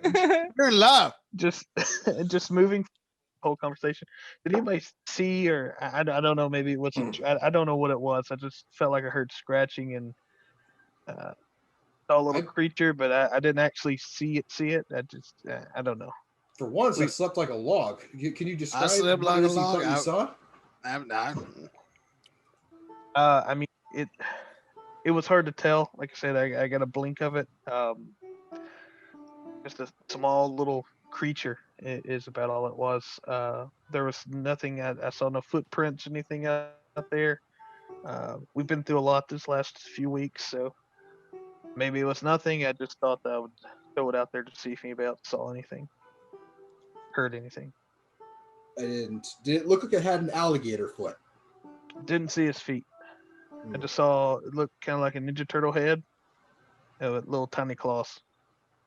But that's it. Maybe it was, when I was a baby. Maybe it was the bully when I was a baby. I don't know. Ninja turtle. I know what a turtle is, and I know what a ninja is. Dude, how are these things related? I have heard that some of the finest monks in existence are actually turtles, but sorry, meta joke. Okay. Yeah, I didn't see anything Rhogar. I'm sorry that I'm pretty sure that creeped you out quite a bit, but I was asleep, sound asleep. I didn't see anything. Now, just for context, Rocky, are we on like the lower level, the second level? Oh, you're on the lowest level of the house. Like it's actually like a separate like guest house. Like I said, it looks like it used to be like maybe a small inn that got converted over to a guest house. But there's like 6 empty rooms. You guys took up 4 of the 6, and then there's like this little dining area with like a little mini bar. And that's the lay of it. Okay. But it is on the ground. Yeah, it's one story. Okay. I say let's continue on. Let's go to the Abbey before we get ran out of town. Is the burger? Do you think this is one of those situations where it'd be better to ask for forgiveness later than to ask for permission now? Absolutely, 100%. I think he knows what we're doing, so we just do it. Very well. Personally. At the very least, let's not get him involved any more than he already has been. Unfortunately, let's not get him in trouble. So. All right, let's go then. So you guys, get your things kind of together, and you head out of that building, and you walk through the center of town, and you actually, this is a picture of what this would look like, but it's actually from an actual history book. It's this spring that has a gazebo built around it, but the gazebo in Krezk is actually, it's kind of run down. It doesn't have like marble like this one. It's more like wood and thatch roof, but there is a wooden statue that's got outstretched arms as you walk by. And there's this well in the center, and it has the symbols of Lathander like carved all around it. The Morning Lord's holy symbols are carved all over this structure.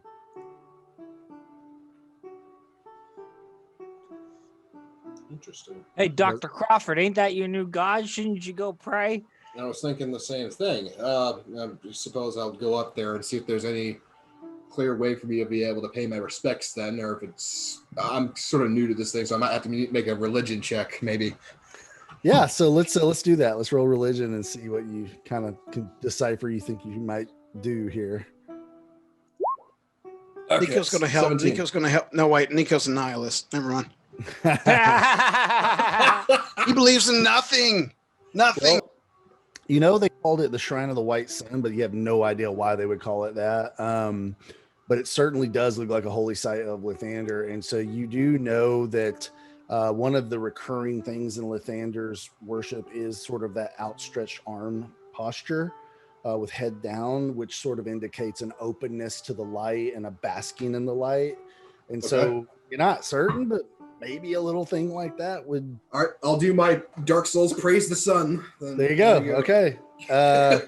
And then you walk into the gazebo, and you don't know why, man, but you have this overwhelming, you're not even thirsty, but you have this overwhelming sense that you should drink of the waters.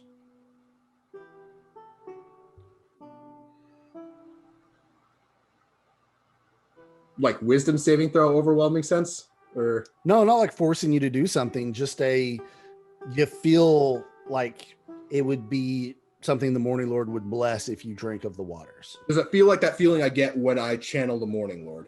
Yes, it's like definitely the clear. Okay, all right. Thank you for telling me that. I'll do it then. Okay. Okay. Yeah. You drink these waters, man, and they are the sweetest, cleanest water you have tasted since you have been to Barovia. And you're not fatigued or have any ailments on you right now, but you feel like had you had any, they would have just been wiped away. What I'll do for you instead is give you a blessing die, Okay. a D4 that you can just use as a one-time on an ability check. Okay. Oh, it doesn't last 24 hours? It lasts until it uses it. All right. Okay. Well, I'm glad I did that then. So do I get the sense that this would do that effect for anybody who's not of the Morning Lord religion, or Hard to tell. Nico Gentlemen- is absolutely, he's not going to wait. Nico saw everything that happened. Nico's going to walk up. He's going to notice your rejuvenated face, your whole posture. It's all smug. Nico is just kind of hating you. Yeah, he's kind of as hating I'm you a getting little ready bit. to gesture towards He's it, like- you just walk past me as I'm about to open my mouth. I actually nudge you out of the way, and this is the rudest I've ever been to you. That's the rudest Nico's ever been. Out of the way, Crawford. Let me see if this is truly magical. I am Vistani. I know magic, yes. And so I plunge my hand in, and I take a sip. And I'm just like, Rocky, you go. What happens? You do actually get one of those D4 blessings. Holy shit, guys! You've got to try this water. It is the best. I've drinking out of pure waterfalls coming out the side of the mountain, and it does not taste this good. So I'm gonna get out of the way. Distain, Yes, or I was gonna ask Nico to chuck me a glass. No, you have to do it on your own. Oh damn! Can I I am drink out of your Vistani. hands? I'm Vistani. I know these things. Can I drink out of your hands? Would it be a better blessing? Oh, now that I can do. And so I'm gonna dip down and drink it out and hold it up to Distain's lips. You guys So are good. you drink the water not straight from the spring. You drink it from Distain or from Nico's hands. Yes. Yep. Nothing happens. Oh, Ah! oh. I'm gonna sit there and say, "You just must not like me." I'm gonna let Rhogar go. Rhogar, as you start to approach, and whether or not you intend to or not, I just want to throw this in the mix for you. Yeah, I approach. So as you approach, you hear a whisper in your head that says, "We can give you a better blessing than that. Trust us, mighty warrior."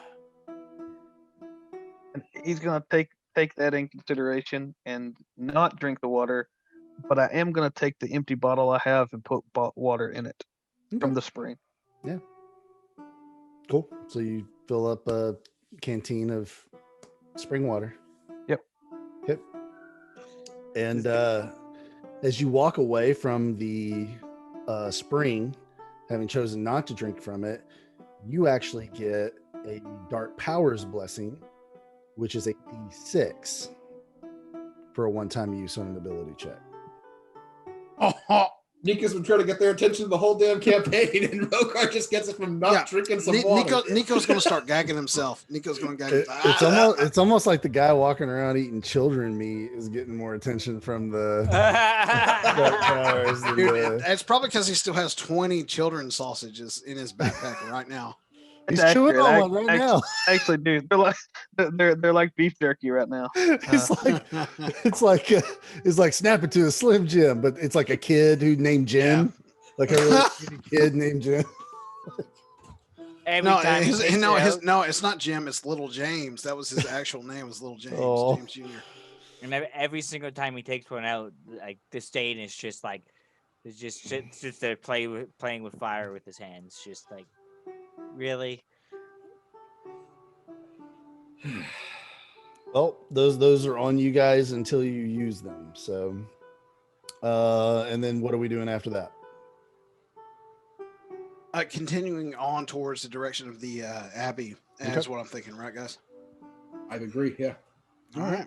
So you guys make your way up the hill. It's kind of a trek actually, and the path actually kind of curves back and forth, similar to actually the Yester Hill path, but just on one side of the hill, and you guys eventually do find your way up towards the top of this hill, And as you guys make your way up, you find yourselves in this courtyard, and there's graves, and you see these sort of figures in cloaks with shovels, and they're actually like working in the graveyard. But their backs are to you right now from a distance. Care here, boys. All right, if nobody's going to talk, Nico's going to talk. Yeah, let's. Yeah, I'm gonna slowly approach, but I'm not. Okay, all right, that works. Okay. So you move forward. And the figure has a robe on and kind of looks over his shoulder, but turns back around very quickly. And he says, "What are you doing here? You're trespassing. Go away."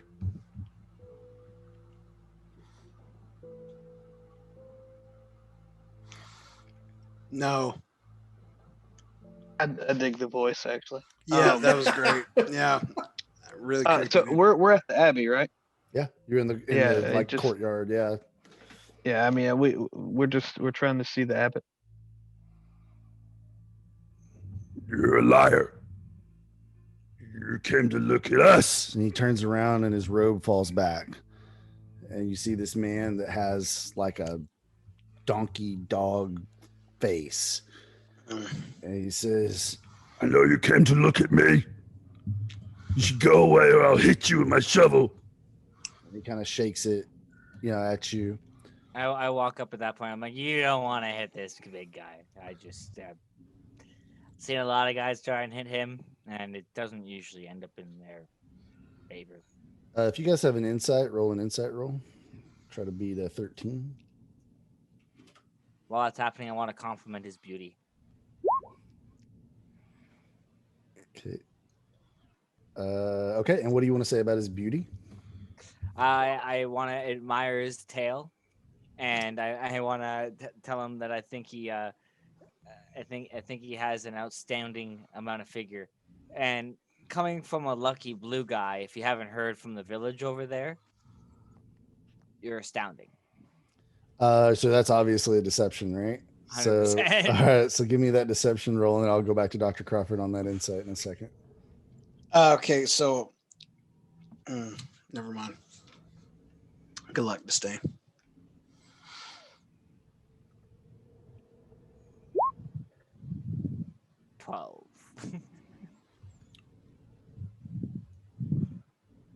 Otto doesn't believe you. You know that I'm ugly. And Dr. Crawford, what you're able to get with your insight is that he's terrified right now. Like he's trying to make himself look threatening, kind of like you might expect an animal to, in sort of nature, when faced against like greater prey. But this individual is he's like 4'8". He's well muscled, but he's a little guy. He doesn't have weapons per se. He has a shovel, and he's covered in tattered rags, and he's just literally terrified to be looking at this well-armed, obviously experienced adventuring party.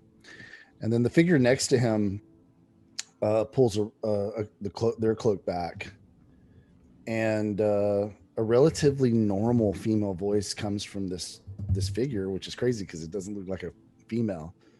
And she says, "It's okay, Otto. If these men wanted to hurt us, we would already be dead. Isn't that right, gentlemen?" Well, ma'am, I am Nico Tidrada. I am at your service, and I am a little slow on the uptake, but you're absolutely correct. I had no idea that you were a threat, nor did any of my friends take it that way. Why are you here, Nico Tidrada? This is not a place for outsiders. I understand this. Yeah, I understand this. I gathered as much on the way up to town. We have business with the Abbot. Is he here? The Abbot is always here. He has important work, and he does not like to be disturbed. It is part of our family's duty to keep him undisturbed. Oh, I admire your candor and your protection of him, but we have in our charge here a new convert that has shown great prodigious skill already. He has been blessed beyond measure. And Yes, morning was blessings be, and I cast well, the yeah, light yes, cantrip just to show them that I'm not a con man. I'm actually yes. in the religion at least. So And Nico's going to step back and urge you forward, Dr. Crawford. The dog donkey guy goes, oh, oh, and like starts backing away from the light. And then the lady, she goes, Otto, it's okay. He's a cleric of Lathander. I'll snuff it out if it's bothering him. I'm not trying to scare him. I was just trying to show him. Just startled him, it seems like. Yeah. She goes, I can take you to the abbot, but you must be very, very well behaved, or I cannot be responsible for what happens. We are, my family, the Belleviews, we are not accustomed to seeing outsiders, and it can be quite excitable for some of my kin. Madam, are you saying that some of your kin would they be geared towards different roles in the protection of this outpost here? Should we have anything to fear from them? My family, for the most part, are just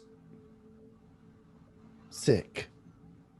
And the abbot has tried to help us, but we have not yet found the cure for what curses us. But your awareness of your sickness only diagnoses your health. So what is the nature of your sickness?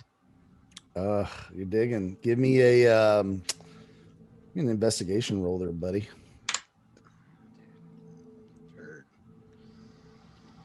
Investigation, dude.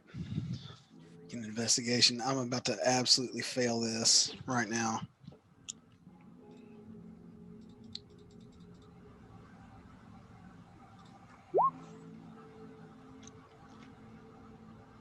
So 11 plus 1 is 12. Yeah, still doesn't cut it, man. You are asking questions that I don't answer to anyone. She goes, the abbot can tell you whatever, but I will simply say that my family does not look like normal people anymore, nor do we age, because we have a sickness that the abbot is trying to cure. Though in recent years he has not done much. I'm worried that the longer he waits in helping us, the worse some of my family will fare. And then the donkey guy goes, You tell them too much. You should be quiet. Otto, I believe it was, yes, and I did not introduce myself directly to you. I am Nico Tirada. These are my friends, and we're not here to hurt you. It seems that you are defensive for a reason, and I respect that. We will venture forward into the Abbey. We will not cause any issues. Just give us safe passage. What do you say? Siegfried's in charge. Whatever she says. And she kind of nods at her. Siegfried, madam, I did not know your name, which we've been talking to these last few minutes, but it is really good to meet your acquaintance. May we move past? Give me persuasion.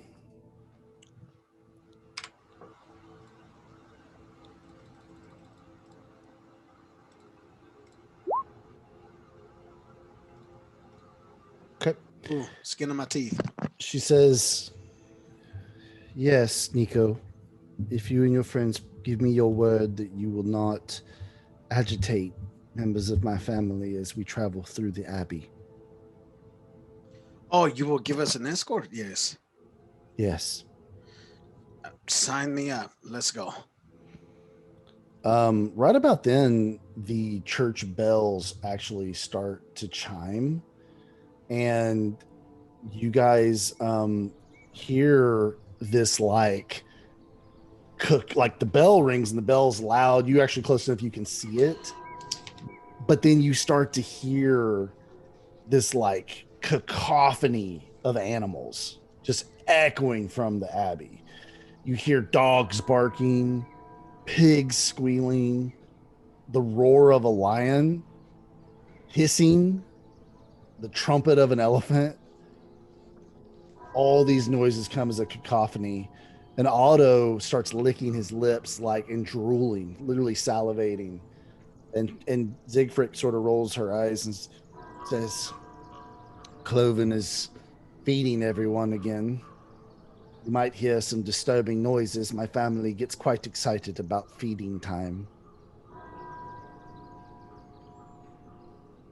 Siegfried, I've messed my words with you before, and Otto, it appears, but is there anything that you can tell us about this feeding?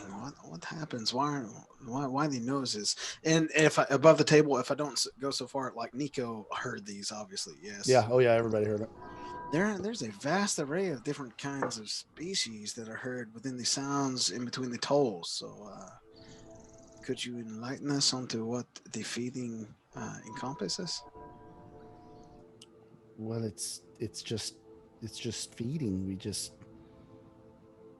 One of my family, Cloven, he goes around and makes sure everyone gets fed. The abbot decides when we eat. The bell is rung. And a lot of my family just gets very excited for their food. And they just eat whatever is served to them, yes? Because it always tastes good, yes? It's just stew and vegetables. Maybe some meat occasionally. I personally only like to eat vegetables, but Otto only likes to eat meat. But Otto goes, I pick around it in the stew. I'm sure you do, Otto. You're a strong man, strong lad. Let's go forward, shall we? Okay. So she leads you deeper into the abbey. You guys sort of walk into the actual interior courtyard. This is sort of the outer courtyard. And as you guys walk in, you see there are other creatures like this, these sort of part animal, part human, but they're all small and diminutive, and they all sort of have different looks about them, and they're milling about their business. There's not a lot of them, there's only a few, but then you see that the abbey is there's two wings, right? And they're both connected to this courtyard, and the wing to the north is where most of that noise came from, and then the wing to the left looks more like the church itself, and that's the direction she's leading you. But you guys are passing by these creatures, which are looking at you very wary as you guys move by. And Siegfried leads you deeper into the church. And as you guys move into the church, you see that it's in a lot of disrepair. There really hasn't, there's debris laying on the ground, and it looks like it's not like it was attacked or something. It looks like it's just time has just made the church start falling apart.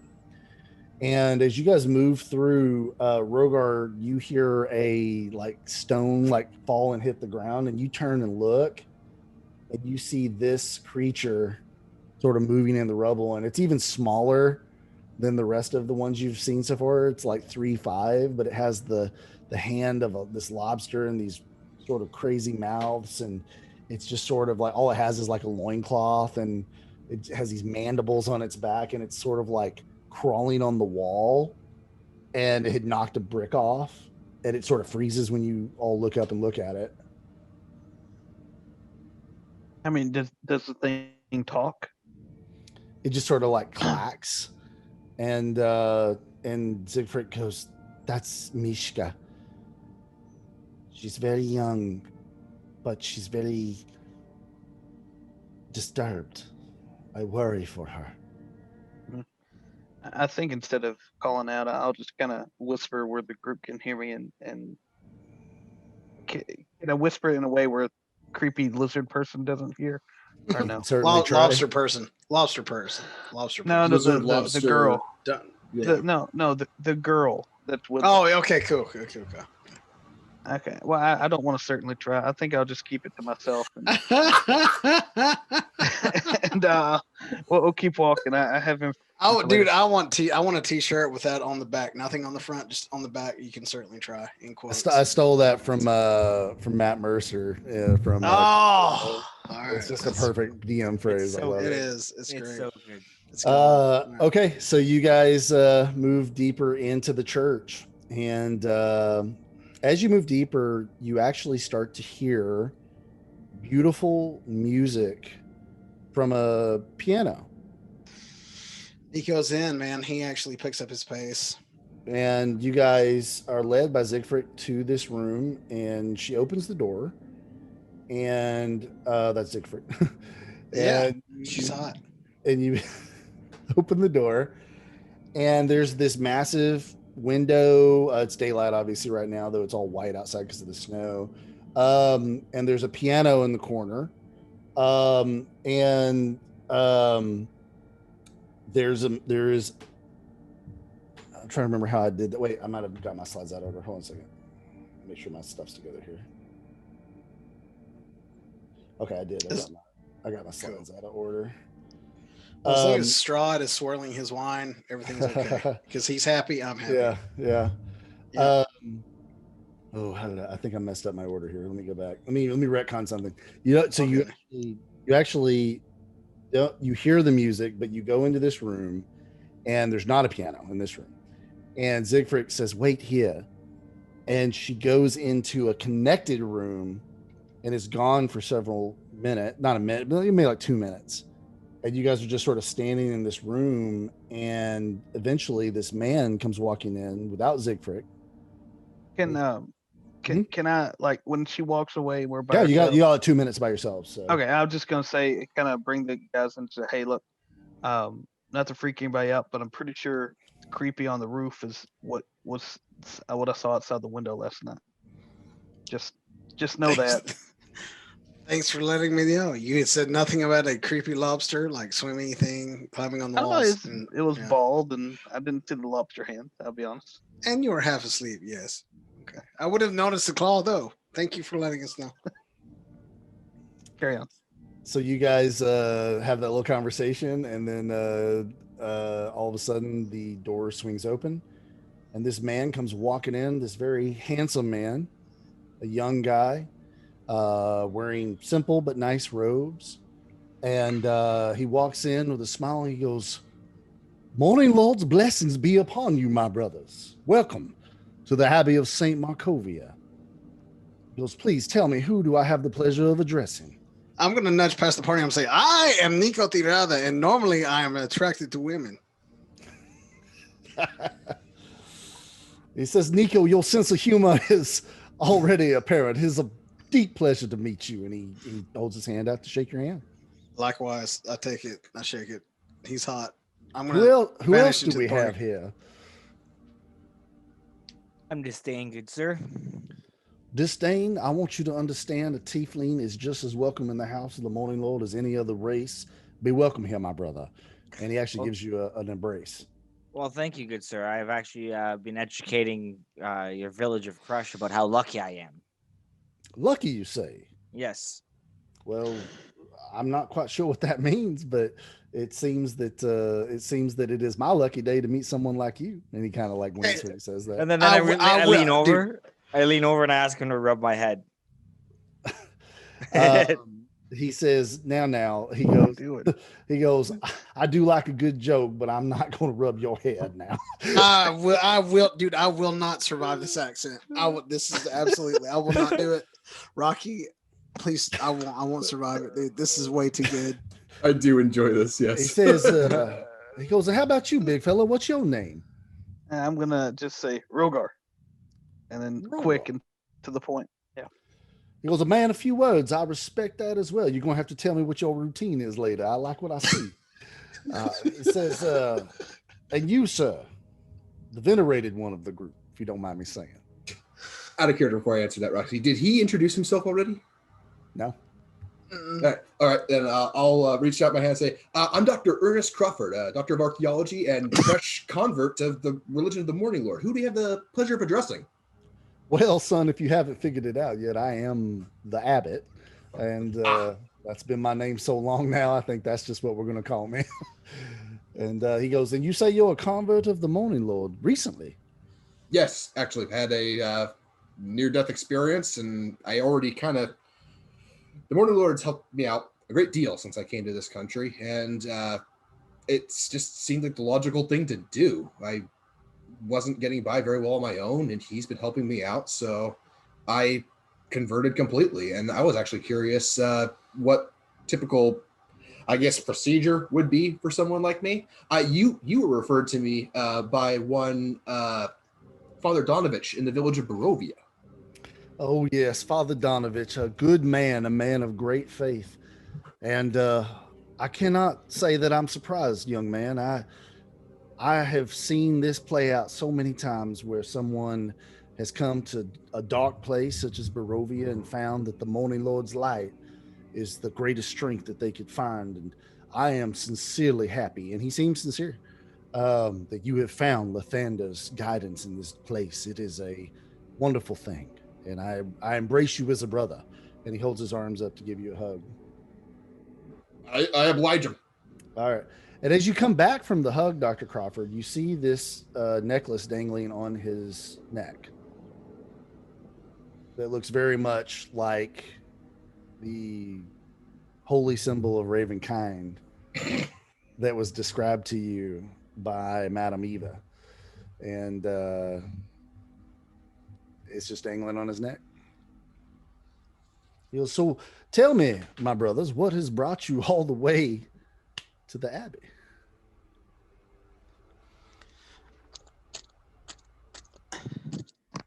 Guys, this is Dr. Crawford. I'm just going to reach forward and pluck that from his neck. And I am not that kind of rogue. Abbot, Holy Abbot. Again, this is Nico speaking. Sorry, I'm flushed here. We bring Dr. Crawford to you, and we want to introduce him and see if you could give him any guidance and perhaps help hone his skills into further shaping his path along the light. Yes. So you have brought me an acolyte to train, you say? Well, I don't know if that is your thing per se, but he's showing great skill. He has saved us more than one time or two in the pinch. And I'll raise a hand and say, if you're able to give me a quick crash course, at least. I do have to admit that my responsibilities are to my compatriots here. I can't just stick around for months. But yes, and he is old and fat, so the endurance is a question. But he has got my trust. My goodness, gentlemen, you your timing is not good. I will tell you that much. I would love to spend some time, and certainly later, it is a possibility that we could share in the catechisms of Lathander, and I could show you some many wonderful secrets. But one of the things you will discover in your path of light is that at times you must go to dark places in order to illuminate the darkness. And I heard that recently too. Yes. Is there anything that we can help with if you're having any sort of troubles? This will sound strange to ask. Please forgive me. I sometimes spend so much time here doing the Morning Lord's work. I get a little rusty when it comes to these social proclivities. But if any of you know how to dance, you could be a direct help to me right now. I look at Nico. Oh, and that is, I am absolutely embarrassed that you should ask. And I am absolutely just stunned that you should ask me, because you're looking right at me asking the question. I thought you would never ask. I can dance. Let's do it. Please follow me. There's someone I'd like you to meet. Someone I'm teaching how to dance. And I'm not quite so good at this. And so he takes you through that room that he came from, that you had heard the music from. Mm-hmm. And you see that there is indeed this sort of open room. And there is a piano in the corner. And then standing there in these sort of tattered garments is a woman who has a little bit of a robe on her face. And she's barefoot. And the abbot comes in and goes, I'd like to introduce a good friend of mine. Her name is Tatiana. And I'm just trying to teach her how to dance. And I've got 2 left feet, I've got to be honest. So Tatiana, you will dance with Nico, and he will show you how to do things while I play music. Do you understand me, my dear? And there's like a little bit of a pause, and then Tatiana just sort of nods her head. She says, "Yes, Abbot, of course." And she walks up to you, Nico, while the Abbot goes and sits at a piano, and she just sort of holds her hands out to be, whatever the basic position of a dance would be. Sounds good. So my party is not in this room. No, they are. You guys they are in the room. You see that we heard that she just got called Tatiana. Yep. Okay. Yes. This is not lost on us. Okay. Man. Now's not the time to pick brains, though. Now's the time to dance, right? Okay. All right. Sounds good.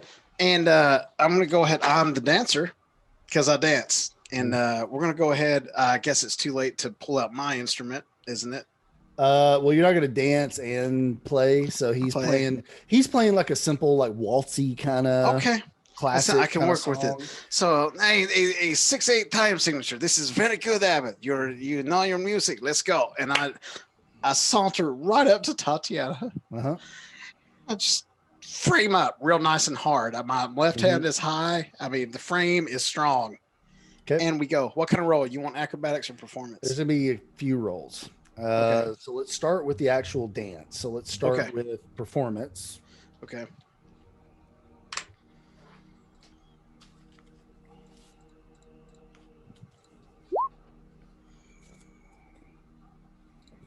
Let me see. Trying to be the 15. I am inspiring that one for sure.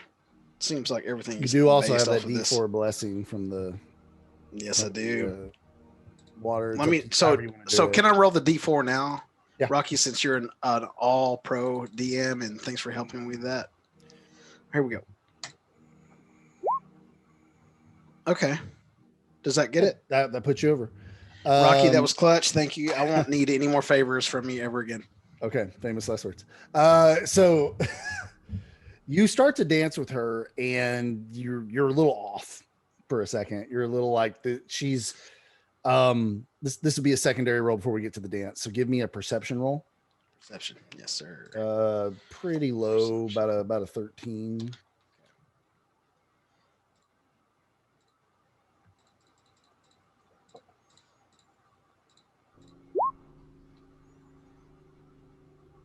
Okay.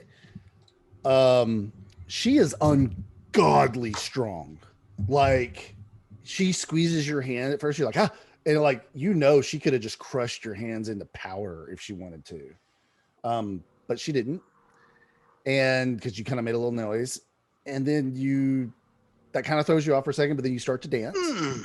And the dance is great. And she actually, you can see, has had a little bit of training, but she's very awkward in how she moves.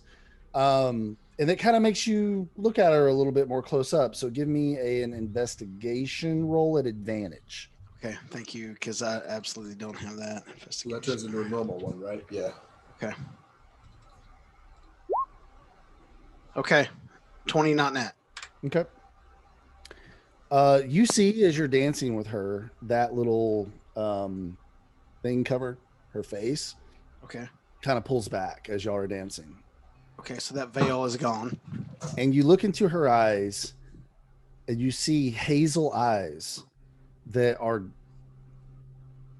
like almost look like little starburst. And then you look further down at her neck, and you can see she's wearing makeup, like costuming kind of makeup around the bottom of her neck, but you see stitches all around the bottom of her neck. And then the song ends, and the abbot says, "Well done, Tatiana. Well done. Count Strahd will be so pleased when I present you to him. You have to dance on your wedding day. You know that, my dear." And the woman says, "Yes, Abbot." Thank you, Nico. That was perfect. Well, it was not easy. I'm very clumsy, and I'm so glad I was able to please both Tatiana and you, and maybe teach Tatiana a few things that she does not know. Abbot, can I ask you a few questions? Of course. He says, "Let us go back to my study." And he goes back into the room before, kind of just doesn't even really wait for you guys, just kind of walks in there. Everybody following him? Oh yeah, absolutely. Okay. I'm on his heels. All right, so you guys go back in there, and he sits down and actually pours himself a glass of wine and says, "Ask away, my brother." Yeah, Abbot, we came up here. We were expecting to find a man that is just infused with holy energy, and I'm not saying that you're not, but I could not help but notice. As I was teaching Tatiana how to dance, it looks like she was barely stitched together. Almost like she wasn't even alive of her own natural being. Almost as if she was an afterthought of a life.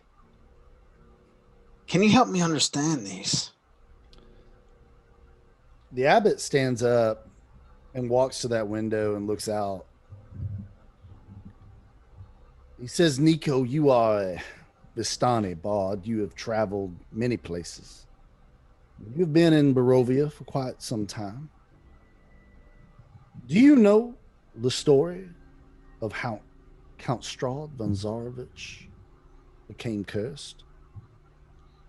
Very, very loosely. And again, I am ever the learner. So anything you can offer, I am all ears. As are we all. Well, he was in love with a woman and became led astray by dark powers that call this land home. They corrupted him and convinced him to do some very evil things in order to get his love. And as it is with evil things, they deceived him and she died. And as a result of that, this mist settled around the land. This mist, I don't want to bore you with things that might be beyond your mortal understanding, but this mist is not just mist. It is something that separates Barovia from the rest of the plains. And it's not just Strahd that was cursed, it's the whole entire land. I came here to end the Curse of Strahd. And I will again not bore you with things you do not understand, but trust me when I say to you, I am the only one in this land equipped to free Strahd and Barovia. I thought at first that if I simply destroyed Strahd, perhaps that would free the land, but the man came to me here in the Abbey. Of course, he couldn't step foot inside these walls. I had to meet him in the Eastern Wing, but he told me his story, and I believed him.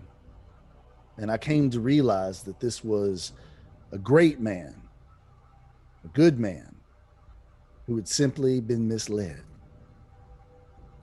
I also knew that destroying him would not necessarily free the land. And thus, to end the Curse of Strahd, there was only one solution, and it was so plain. I couldn't believe it when I finally realized it. I said, "Praise the morning, Lord," because I saw it. The only way to free Strahd from his curse is to make his heart love again. And since this young lady, this Tatiana, was long dead, I devised my own plan.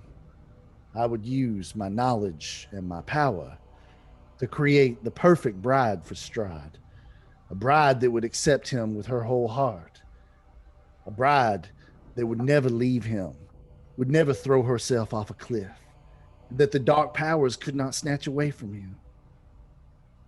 And thus, I have created for Strahd the perfect partner. And I will soon present her to him, and the curse will be lifted. And with your help, this will be so. And he turns around and he smiles. And that's where we end tonight's session. Oh, dude, I'm not done. I am not done. Dude, how dare you cut me off? I've got a truckload to say this guy. Same, right now. exact same. You got a week to think about it. Oh, Great session, God guys. Dang it, Rocky. It was a fun session, man. And this guy, you love him. You love him, and now you kind of hate him. But it's all good. That's Curse of Strahd for you, isn't it? Yep. Is this what I Awesome. sound like when I always talk about trying to end the curse via love? Not to me. It sounds really bad, dude. It sounds really bad. Sounds pathetic. Everything's session. coming together. Great session, guys. Loved it. Loved it. Can't wait, dude.